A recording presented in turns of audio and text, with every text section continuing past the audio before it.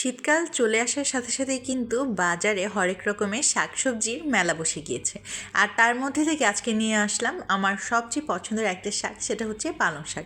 আজকে আপনাদের সঙ্গে খুবই ইজি ওয়েতে একটা পালং শাক ভাজির রেসিপি শেয়ার করতে যাচ্ছি। এভাবে একবার না খেলে কিন্তু সত্যি সত্যি আপনারা মিস করবেন। তার জন্য প্রথমে এখানে 2 আটি শাককে ভালোভাবে ধুয়ে মিডিয়াম সাইজ করে কেটে নেওয়া হয়েছিল।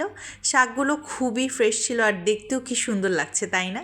আর শাকের সাথে সৌন্দর্য বাড়ানোর জন্য কিছুটা আলু দেওয়া হয়েছে। সৌন্দর্য বলে শুধু ভুল হবে, টেস্টটাও অনেক বেড়ে যায়। আর এখানে দিয়ে দিলাম 1 থেকে 1.5 চামচের মতন লবণ আর অল্প একটুখানি পানি দিয়ে প্রথমে শাকগুলোকে সেদ্ধ করে ফেলতে হবে। কিছুক্ষণ পর পানিটা শুকিয়ে গেলে আর শাকগুলো সেদ্ধ হয়ে গেলে কিন্তু মেন কাজে চলে আসতে হবে। একটা কড়াইয়ের মধ্যে দিয়ে দিলাম 1/3 কাপ পরিমাণ সয়াবিন তেল। সয়াবিন তেলটা দিয়ে দেওয়া হলে এর মধ্যে যখন দেখবেন একটুখানি গরম হয়ে আসবে, সেই পর্যায়ে দিয়ে দিতে হবে রসুন কুচি। এখানে একটা রসুনের কোয়াগুলোকে আমি মিডিয়াম সাইজ করে কেটে নিয়েছিলাম। আর এভাবে প্রথমে রসুনগুলোকে দিয়ে দেওয়া হলে 2টা পেঁয়াজ কুচি আমি এখানে দিয়ে দিচ্ছি। প্রথমে রসুন আর পেঁয়াজগুলোকে ভালোভাবে ভেজে নিতে হবে যতক্ষণ না পর্যন্ত একটা সুন্দর গোল্ডেন কালার হয়ে আসছে।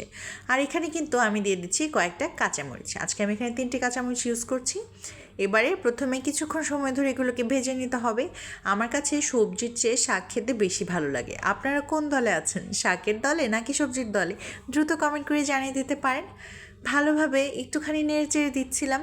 যে কোনো রান্নারই কিন্তু স্বাদ বেড়ে যায় পেঁয়াজটা ভালোভাবে ভাজা হলে। আমার কাছে মনে হয় পেঁয়াজ ভাজা যতটা ভালো হয় রান্নার স্বাদও ততই বাড়ে। আপনাদের কী মত সেটা অবশ্যই জানিয়ে যেতে পারেন। আজকে যে কড়াইয়ের রান্না হচ্ছে সেই কড়াইটা কিন্তু বহুদিন আগের। মায়ের যত্নে এই সুন্দর কড়াইটাতে এখনও কিন্তু রান্না হয় একদম পারফেক্ট। আমার কিন্তু শাকগুলো যে সেদ্ধ হয়ে গেছে সেটার একটু ঝলক আপনাদেরকে দেখিয়ে দিলাম। আর একটুক্ষণ অপেক্ষা করলে দেখতে পারবেন এই যে খুব সুন্দরভাবে কিন্তু ভাজা হয়ে গিয়েছে পেঁয়াজ আর রসুন। এবারে দিয়ে দেবো সেদ্ধ করে রাখা শাক। শাকগুলো দেওয়া হয়ে গেলে আস্তে আস্তে করে নেড়ে চেড়ে দিতে হবে। খুব বেশি নাড়াচাড়ার কোনো প্রয়োজন নেই।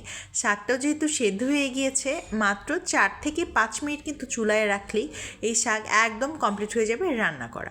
আলুগুলোকে কিন্তু এরকম সুন্দর সাইজ করে কেটে নেওয়ার কারণ হচ্ছে দেখতেও সুন্দর লাগে আর কেন জানি মনে হয় খেতেও বেশ ভালো লাগে।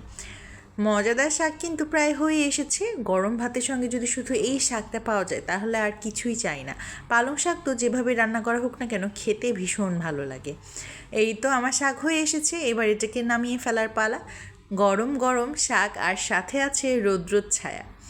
এই সুন্দর একটা পরিবেশে শাকটাকে পরিবেশন করতে পেরে আমার মনটাই যেন চাঙ্গা হয়ে উঠেছে।